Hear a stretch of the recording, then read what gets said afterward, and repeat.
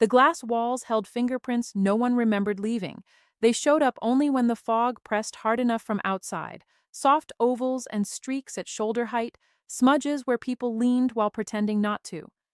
Cairo Wren noticed them every time he waited in the syndicate's upper office, because noticing was what kept him alive. Fog pressed against the windows now, patient and heavy, turning the city into a gray suggestion. Inside, the air was warm and clean, filtered until it forgot where it came from. Cairo stood at the table and rewrote an approved plan because the handler had frowned, not spoken, just frowned. He deleted a line about timing and replaced it with something safer. He tightened the window by 12 minutes.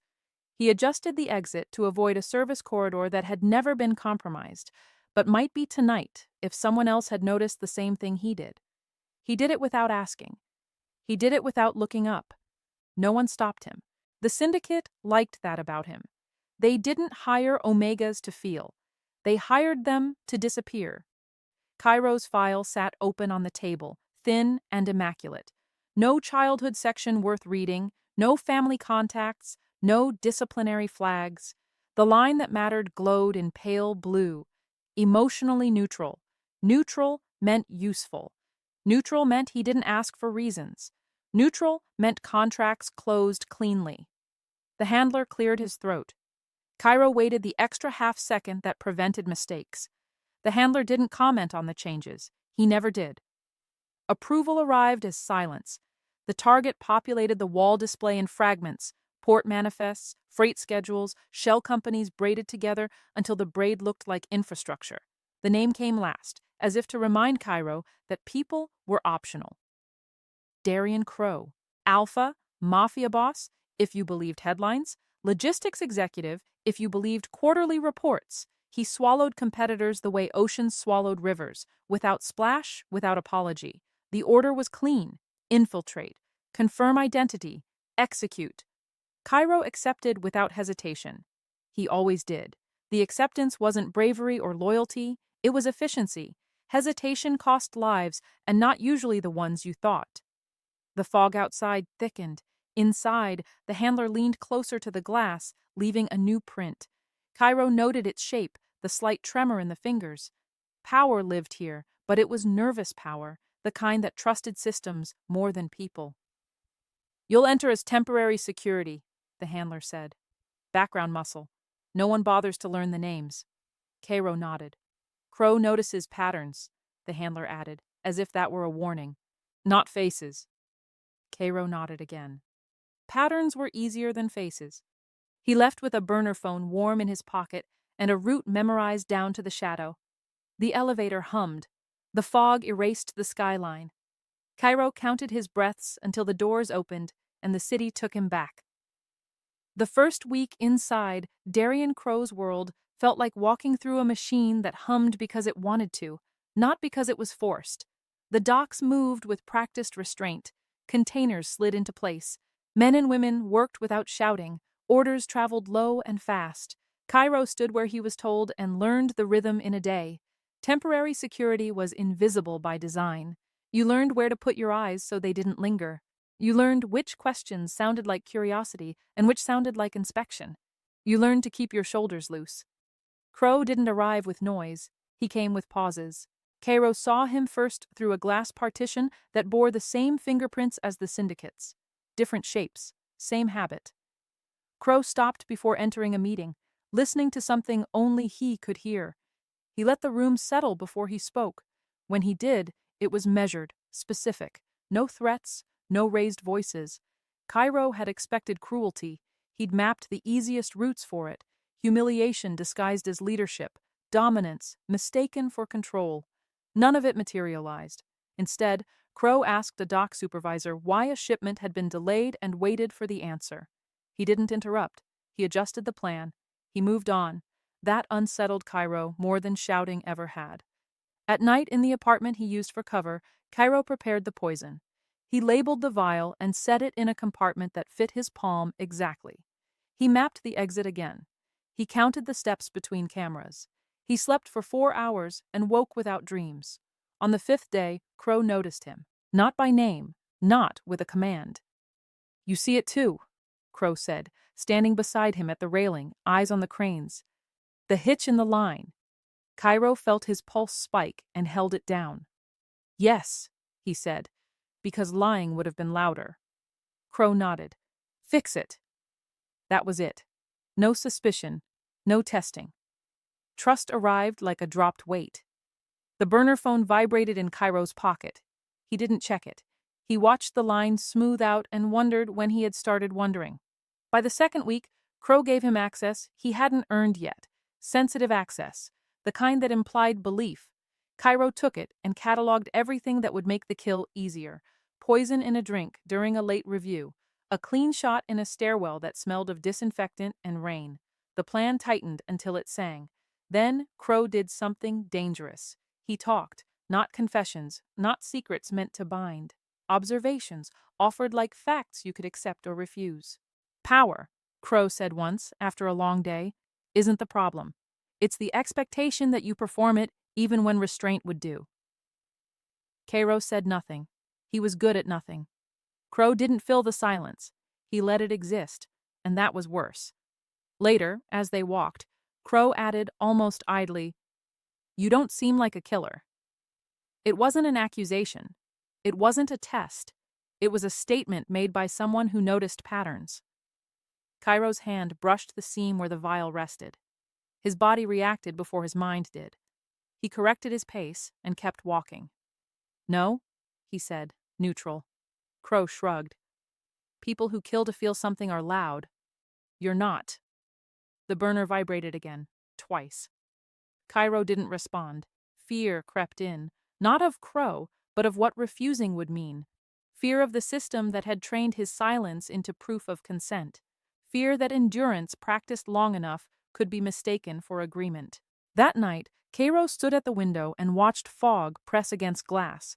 He erased a message he'd written to no one in particular and rewrote it into a report that said nothing had changed. The syndicate pinged again. Status update required. Cairo turned the phone face down. If you're still listening, consider the shape of that silence. Consider how often reliability is rewarded with erasure. Consider how easy it is to confuse someone's endurance with their willingness when the outcome benefits you. The contract had never failed. Cairo had never failed a contract. He didn't know this one would ruin him. Cairo's upbringing wasn't tragic. Tragic implied accident. Tragic implied someone had meant well.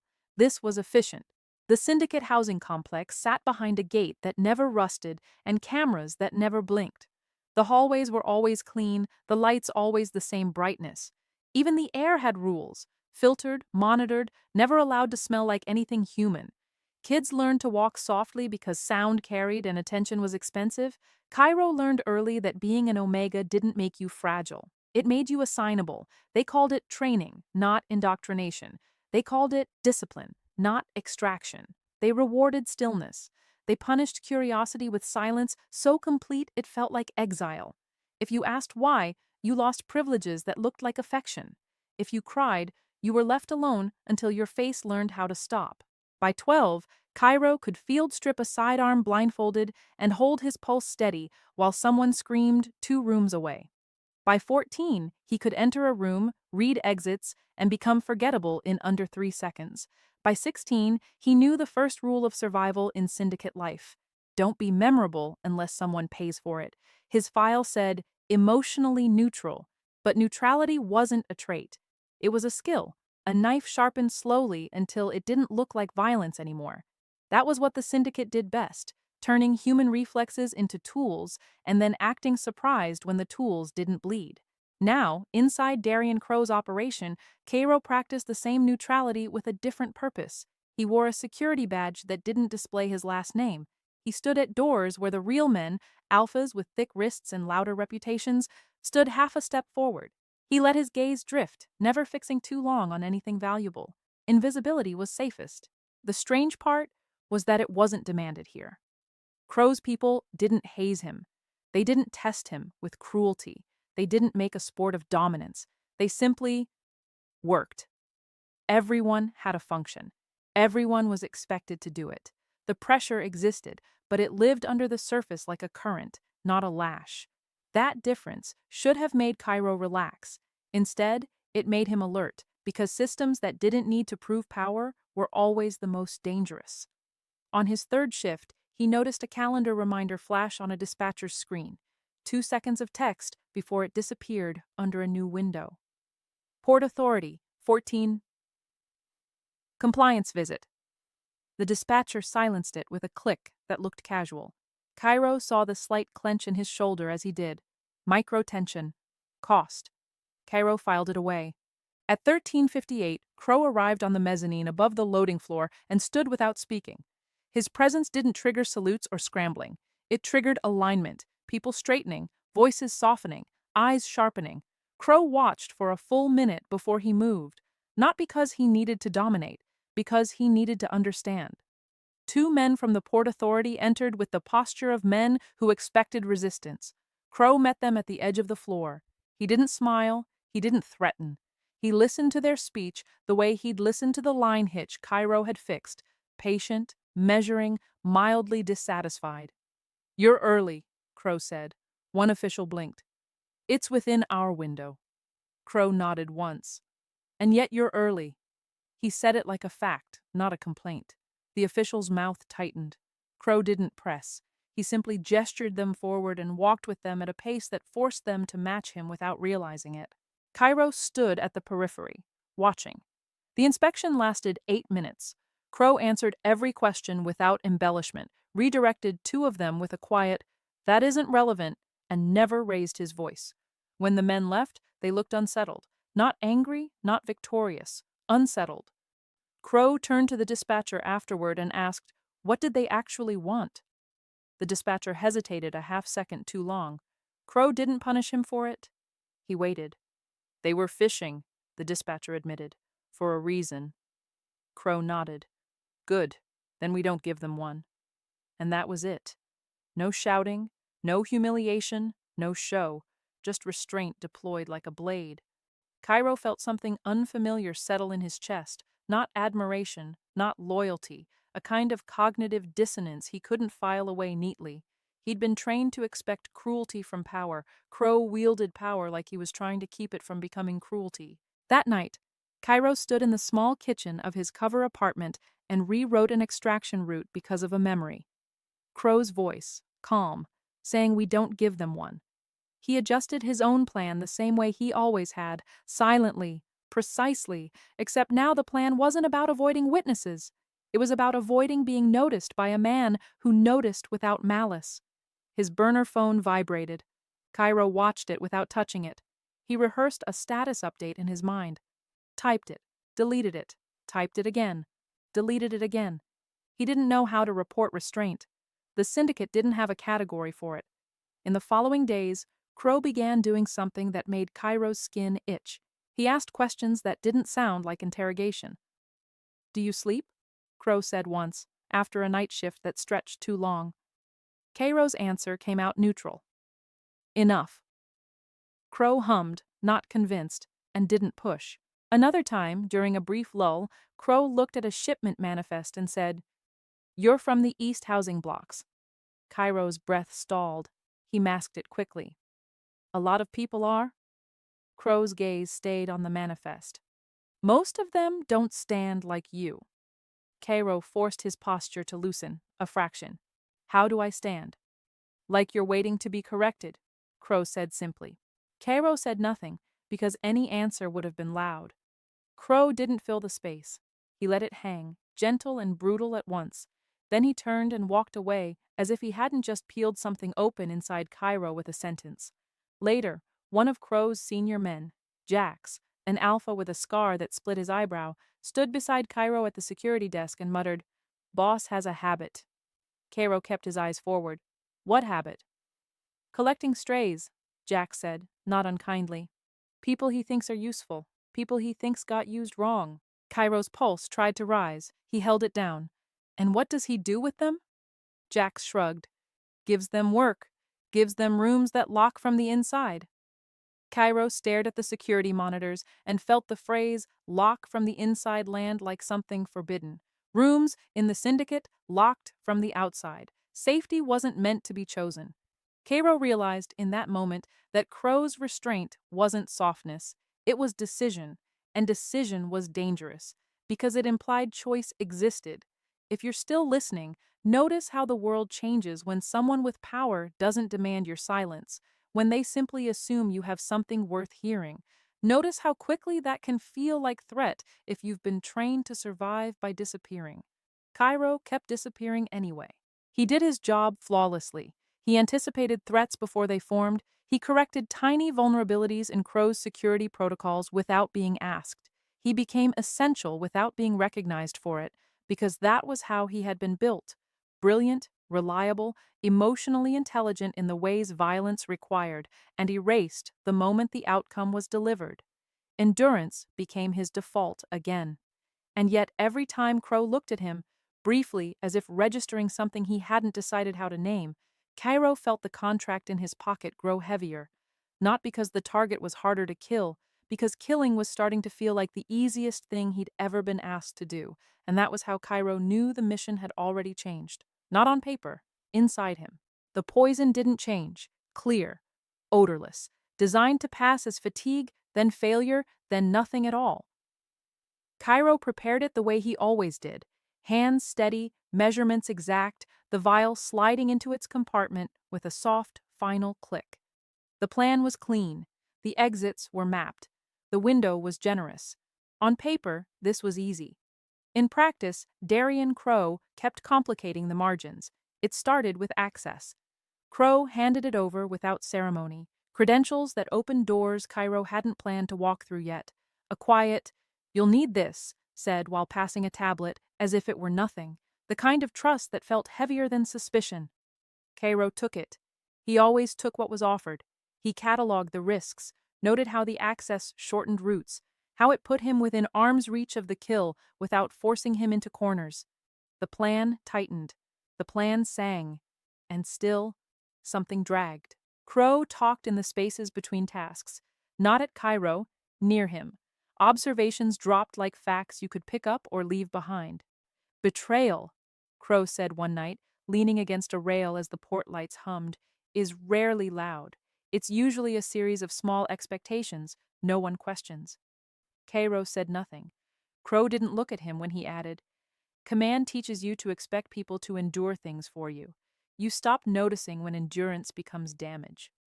The words lodged. Cairo felt them settle where training usually smoothed things over. Later, in a meeting that ran long, Crow asked for opinions. Real ones. He waited while men spoke around each other, waited again when someone hedged. When the room stalled, his gaze drifted, briefly, toward Cairo. "What do you see?" Crow asked. It wasn't a test. It wasn't a trap. Cairo's body reacted before his mind did. He swallowed, measured, then answered with the truth trimmed to safety. "Your timeline assumes the delay is external. It isn't." Crow nodded once. "Say more." Cairo did. Succinct, useful. The room recalibrated around it. Afterward, Crow said quietly, "Good. Not praise. Recognition." That night, Cairo stood in his apartment and stared at the vial until the room felt smaller. He rehearsed the moment, Crow lifting a glass, the subtle tilt, the end. He'd done this before, hundreds of times. Precision wasn't the problem. The problem was that Crow trusted him with his back turned. The first attempt died in silence. Cairo adjusted the schedule by minutes, rerouted a delivery, created a delay that forced the window to close without raising alarms. The poison stayed where it was. The plan folded back into itself like it had never existed. He reported nothing. The burner vibrated. Once, twice, status update required. Cairo typed a response and deleted it. Typed again, deleted again. He sent a neutral line about environmental constraints and went to sleep without dreams. The second attempt should have worked. Crow stayed late, reviewing freight anomalies with the patience of someone who expected the truth to show up eventually. Cairo stood close enough to smell the clean, unremarkable scent of him. The vial warmed against his palm. Then Crow did something small. He handed Cairo a cup and said, "Sit." Not a command, an invitation. They sat. They drank. Crow talked, not about plans or power, but about loneliness without melodrama, about the cost of being alpha in a world that mistook dominance for leadership. about how people brought him problems because they expected him to solve them, and how rarely they asked if he wanted to. You don't seem like a killer, Crow said, almost idly. Cairo's pulse spiked hard enough to hurt. Crow didn't look at him when he continued.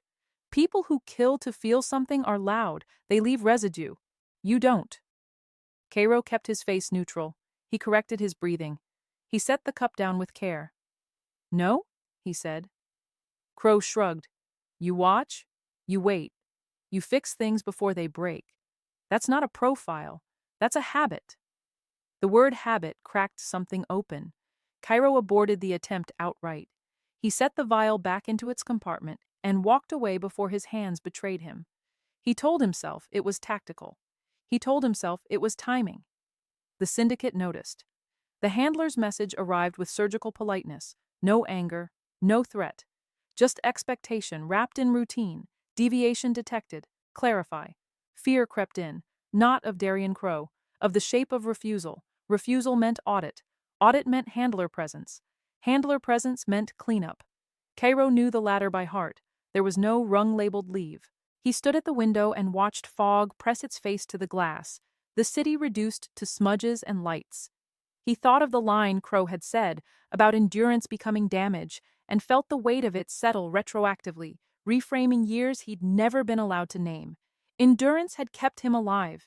Endurance had also taught everyone else that his silence meant agreement. Cairo silenced the burner and went back to work.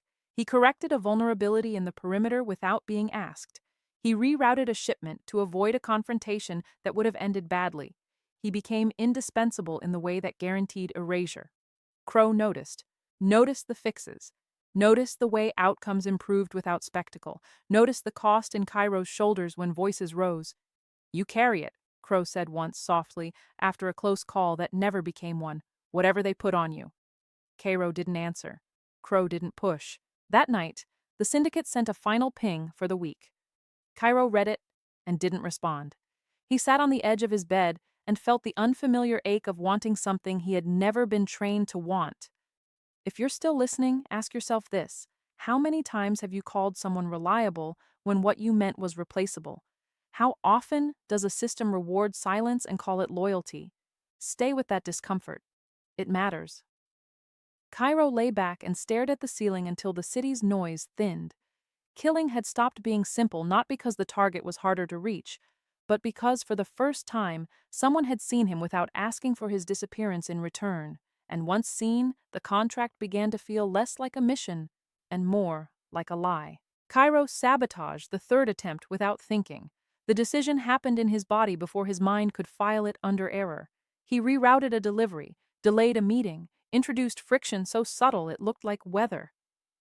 By the time he realized what he'd done, the window had closed, and the plan lay folded back into the shape of nothing. This time, he felt it. A tightness at the base of his throat, a heat behind his eyes he had no name for. Training told him to correct, reset, recenter, report. He did none of it. He stood in the stairwell that smelled of disinfectant and rain and waited for the echo of footsteps that never came. The syndicate noticed faster than he expected. Not with alarms, not with threats, with presence. Valor Kane arrived in the city like a memo that didn't require acknowledgement. No entourage, no hurry. A man who smiled the way systems smiled, without teeth, without warmth, confident that the rules would do the cutting for him. Cairo recognized him immediately. You didn't forget handlers like Valor. They were trained to be forgettable and failed on purpose. Valor met him in a cafe that served coffee strong enough to bruise. Glass walls, condensation streaked with fingerprints, fog pressing close, patient and listening. Sit, Valor said pleasantly. Cairo sat. I'll be brief, Valor continued, stirring sugar he didn't intend to dissolve. Your deviation rate is statistically significant. Cairo kept his eyes on the table. Environmental constraints. Valor laughed softly. That phrase is older than you. He set the spoon down. You're compromised. Cairo felt the word land with professional clarity. Compromised meant audited. Compromised meant reassigned. Compromised meant cleaned. Finish the job, Valor said, still smiling, or become the cleanup. There it was, no drama, No rage, just expectation. Cairo nodded because nodding bought time. He stood because standing ended meetings. He left without shaking hands. Outside, the fog had thinned into a gray veil that made distances lie. Cairo walked until the city's hum pressed close enough to feel real, and then stopped, breath shallow, pulse too loud. There was no version where he walked away alive, not after love entered the equation. He hadn't named it before. Naming made things permanent. Naming turned feelings into evidence. But the word arrived anyway, heavy and undeniable. Love was a defect the syndicate didn't tolerate. That night, Cairo warned Darian Crow. Not everything. Never everything. He spoke in margins, the way he'd been trained, half-truths that carried enough weight to change outcomes without revealing the source. There's pressure coming, Cairo said quietly, standing at the edge of the office where light fell kindest. Internal. Crow looked up from a manifest. He didn't reach for a weapon. He didn't call anyone in. He listened. How much time? Crow asked. Hours, Cairo said. Maybe less. Crow closed the file. Why tell me? Cairo felt his training recoil. He felt the system in his spine demand silence. He swallowed and chose a line that wouldn't shatter everything at once. Because I don't want you surprised, he said. Crow studied him with that same measuring patience. You won't be, he said. We'll adjust. We. The word steadied something in Cairo he hadn't known was shaking. They worked fast, doors locked from the inside, routes rerouted, trust deployed without performance. Crow didn't ask Cairo to swear loyalty. He didn't demand explanation. He used the information given and respected the boundary of what wasn't. At midnight, Cairo stood alone in the stairwell again and felt the burner vibrate. Confirmation required. He turned it off. The city held its breath. Love didn't arrive with fireworks. It arrived with consequence, with the sudden clarity that survival and honesty were no longer aligned, that every path forward cut something away. If you're still listening, notice how quickly care becomes criminal in systems that profit from silence. Notice how love is framed as compromise when what it really does is remove your alibi. The ambush came before dawn, and Cairo knew, with the calm of someone who had finally decided that there would be no more sabotage. Only choice. The ambush didn't arrive loudly. It arrived as alignment. Doors that usually opened stayed closed. Radios went quiet at the same time. A lift stalled between floors with a soft chime that sounded apologetic. Cairo registered the pattern before his mind named it and felt the familiar calm settle, combat clarity, precise and cold. This was not a warning. This was a cleanup. Crow felt it too. Not panic, recognition. He moved without asking, trusting the space Cairo had already started to carve. They didn't speak. They didn't need to. The warehouse hummed with the pretense of normalcy, while something lethal threaded its way inward. Cairo counted the shooters by absence, 3 gaps in coverage where there should have been eyes, a delay in a response that took exactly half a second too long. He saw the betrayal before it showed its face. He broke protocol. He stepped into visibility. The first shot cracked the air and took the steel beam behind them. Cairo pivoted, returning fire without restraint, without the quiet efficiency he'd been praised for. This wasn't disappearance. This was defense. A second shooter emerged from a catwalk Cairo had flagged weeks ago and been told not to worry about. Cairo moved anyway, the distance collapsing under his feet. He took the hit meant for Crow and kept moving. Pain arrived as information, hot, insistent, manageable. Crow swore once, low, and dragged Cairo behind a forklift as rounds chewed metal into sparks. There was no grand choreography, no cinematic clarity, just choices made fast and paid for immediately.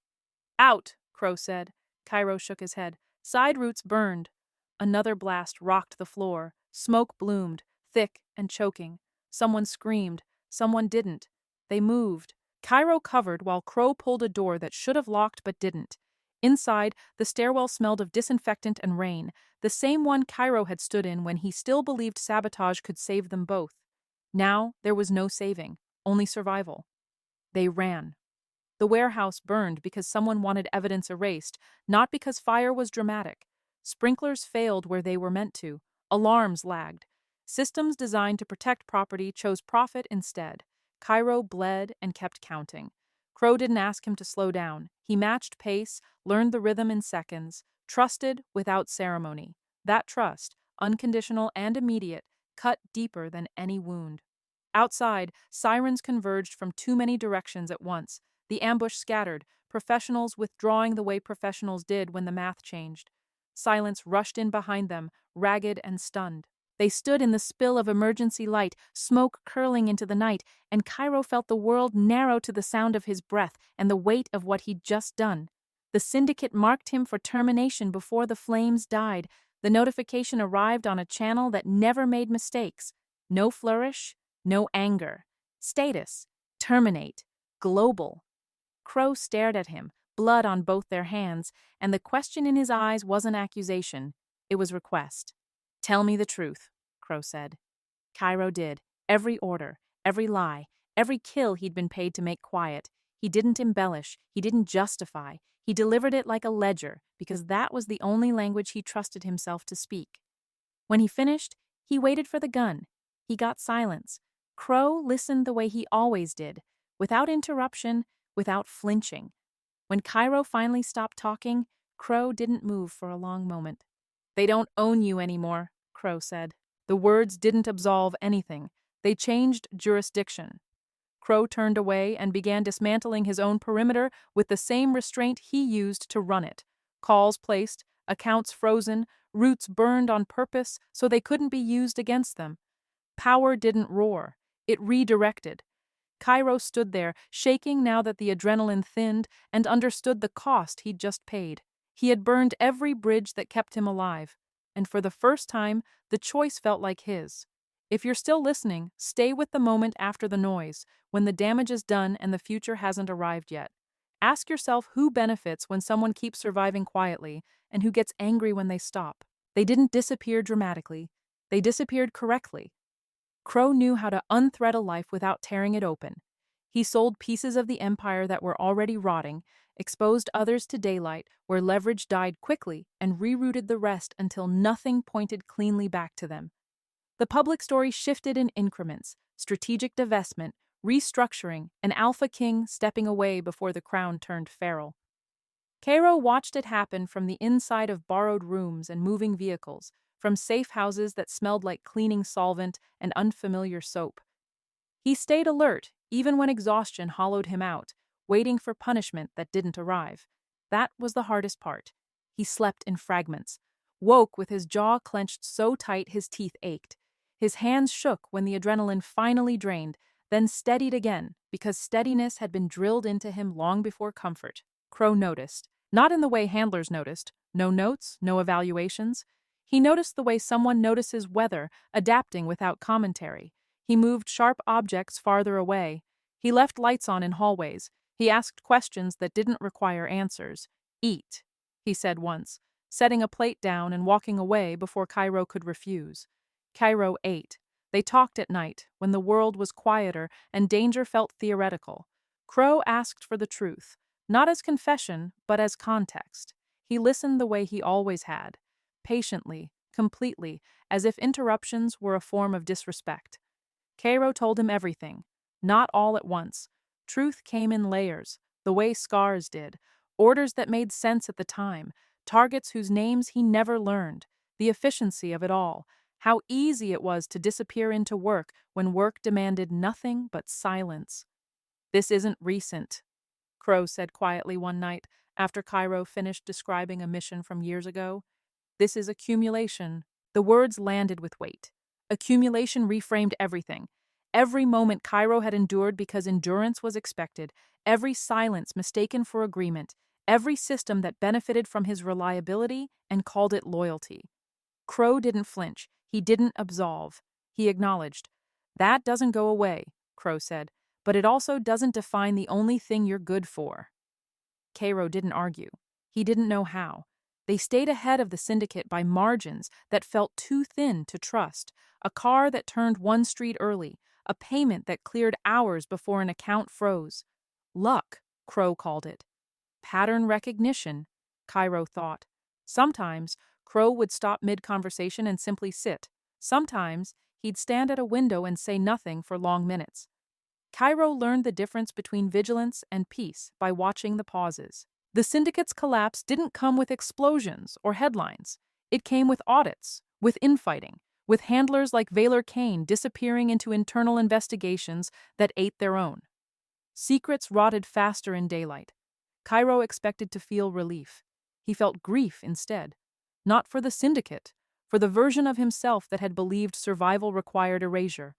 For the years he'd traded curiosity for safety, for the quiet lie that endurance was the same as consent. Crow never asked him to be grateful. That mattered. One morning, as rain traced lines down a window that didn't bear fingerprints yet, Crow said, "You can leave." Cairo's chest tightened. "I know." "I mean it," Crow said. "Not later. Not when this feels easier. Now." Cairo considered the door, the street beyond it, the shape of a life without targets. He stayed, not because he was trapped, because he was choosing. Safety felt wrong at first. Not unsafe. Wrong, like a room where the lights stayed on even after you'd learned to expect darkness. Cairo woke before dawn out of habit, heart racing, cataloging exits that weren't necessary anymore. He flinched at ordinary sounds, a kettle, footsteps in the hall. His body kept paying costs the danger no longer charged. Crow didn't try to fix it. That was the difference. He didn't offer reassurance dressed as instruction. He didn't say you're safe now like safety was something you could command into existence. He adjusted the environment and let Cairo decide how much of it to trust. Protection became mutual by degrees. Crow stopped shielding Cairo from information. He shared decisions, not conclusions. He let Cairo see the maps of divestment, the timelines, the places where money moved slower than bullets. Cairo, in turn, stopped scanning Crow for weakness and started scanning with him. Patterns, pressure points, the soft places systems left exposed when they assumed obedience. They worked side by side without assigning hierarchy to care. When Cairo startled awake one night, Crow didn't reach for him. He turned on a lamp down the hall instead, light bleeding gently into the room without intrusion. When Crow froze in a crowd weeks later, an alpha surrounded by eyes that wanted something, Cairo stepped half a pace closer, presence offered, not imposed. No cages, no debts. Crow sold the last of the logistics routes that could be weaponized and published the terms so they couldn't be quietly reversed. He refused offers that came with silence clauses. He accepted scrutiny, power thinned and sharpened, becoming something that cut less indiscriminately. Cairo learned how to exist without a target. It was harder than killing had ever been. He learned to say no without flinching, learned to leave rooms when conversations turned extractive, learned that rest was not theft. Some days he failed and punished himself anyway. Crow noticed and said nothing, trusting the correction would come from inside. It did. One afternoon, standing on a balcony that overlooked a city unbothered by their survival, Cairo said, "They taught me loyalty meant staying." Crow leaned on the rail. "It meant staying because leaving cost them." Cairo nodded. The reframe landed clean. Mutual protection wasn't dramatic. It was boring in the way healthy things were boring. It was schedules kept, doors locked from the inside, truths shared before they curdled into leverage. The syndicate's name surfaced less often, then rarely, then not at all. Cairo stopped waiting for punishment. If you're still listening, ask yourself who taught you that staying quiet was the same as being loyal, and who benefited from that lesson. Ask yourself how much of your endurance was ever actually consent. Cairo slept through the night for the first time in years. The absence of orders was the loudest thing Cairo had ever heard. Days stretched without pings, without coded expectations disguised as routine. He woke, and there was no list waiting for him to complete. No target to memorize. No proof of usefulness required to justify the space he occupied. The quiet didn't feel like peace yet. It felt like exposure. He filled it with habits that no longer served him. He checked locks that didn't need checking, counted exits in rooms designed to be stayed in. He memorized faces in crowds he had no intention of disappearing into. His body moved as if punishment were delayed, not canceled. Crow noticed the pattern the way he noticed everything else, by not naming it first. Instead, he asked Cairo to help with something that had nothing to do with survival. "Walk with me," Crow said one morning, coat already on. They moved through a neighborhood that smelled like bread and rain, past shops that opened when they opened because that was how time worked here. Crow stopped to buy coffee from a place where no one knew his name. Cairo stood close, eyes scanning, pulse elevated. Crow took a sip and winced. Terrible. Cairo almost smiled. They sat on a low wall and watched people pass. Crow spoke about logistics in a way that wasn't strategic, how routes had personalities, how ports developed habits, how systems repeated themselves unless interrupted with care. "You interrupt differently," Crow said. Cairo frowned. "I interrupt efficiently." "You interrupt mercifully," Crow corrected. "You remove harm before it announces itself." Cairo didn't know what to do with that. Mercy had never been a metric. Back in the borrowed apartment, Cairo stood under the shower until the water ran cold, hands braced against tile, breathing through memories that arrived without warning. The ghosts weren't faces. They were moments, the pause before a door opened, the weight of a weapon that fit his hand too well, the relief of a completed task. He told Crow about the shaking. Crow listened. "It won't go away because you want it to," he said. "It will change because you do." No timeline, no demand. Cairo started refusing things. At first, it was small. He declined to sit with his back to the door. He said no to a suggestion that framed rest as reward. He stopped explaining himself when explanation invited negotiation. Each refusal felt like breaking a rule he couldn't see. Crow never corrected him. They had an argument once, quiet, late, the kind that arrived after days of unspoken tension. Cairo accused Crow of underestimating the danger. Crow accused Cairo of trying to shoulder it alone out of habit. "You don't have to earn your place," Crow said, voice steady. "I know," Cairo snapped, then softened. "I don't know how not to." They sat with that until it stopped cutting. Cairo learned that refusing to be a weapon didn't mean becoming harmless, it meant choosing where his sharpness belonged. He helped Crow identify weak points in contracts that hurt workers. He flagged a port practice that looked legal and functioned cruelly. He used the skills that had kept him alive to make fewer people need them. The guilt didn't leave. It changed shape. It became something he carried without letting it drive. Crow didn't absolve him. He didn't try to. He treated Cairo like someone whose future mattered more than his past usefulness. That, more than anything, taught Cairo how little of his life had ever been his to refuse. One evening, as the city dimmed, Crow said, "You could teach." Cairo blinked. "What?" "Pattern recognition? Threat assessment? Ethics," Crow added, almost wry. "The part where you stop before harm." Cairo laughed once, sharp. "You think people would listen to me?" "I think they would listen to outcomes," Crow said. "You've always delivered those." The idea lodged. Teaching meant staying visible. Staying visible meant accepting that disappearance was no longer the measure of success. Cairo slept and dreamed, not of missions, but of doors that opened and stayed open. When he woke, the dream didn't feel like a threat. He refused a weapon offered in jest by a man who didn't know better. He refused a favor that came with a silence clause. He refused the old reflex to say yes when no was cleaner. Refusal became practice, and in the practice, Cairo discovered something the syndicate had never taught him. Lethality wasn't the ability to end a life. It was the ability to end a pattern. The syndicate did not fall all at once. There was no single headline, no final raid, no satisfying moment where the machine shuddered and collapsed in public view. What happened instead was quieter and far more permanent. It began with daylight. Crow understood that secrecy was the syndicate's bloodstream. Cut that, and everything else starved naturally. He released records that couldn't be framed as vendetta: shipping discrepancies, internal audits, compliance reports written in language too boring to ignore. He let journalists follow the paper, not the blood. He allowed regulators to do what they always wanted to do but had never been permitted to finish.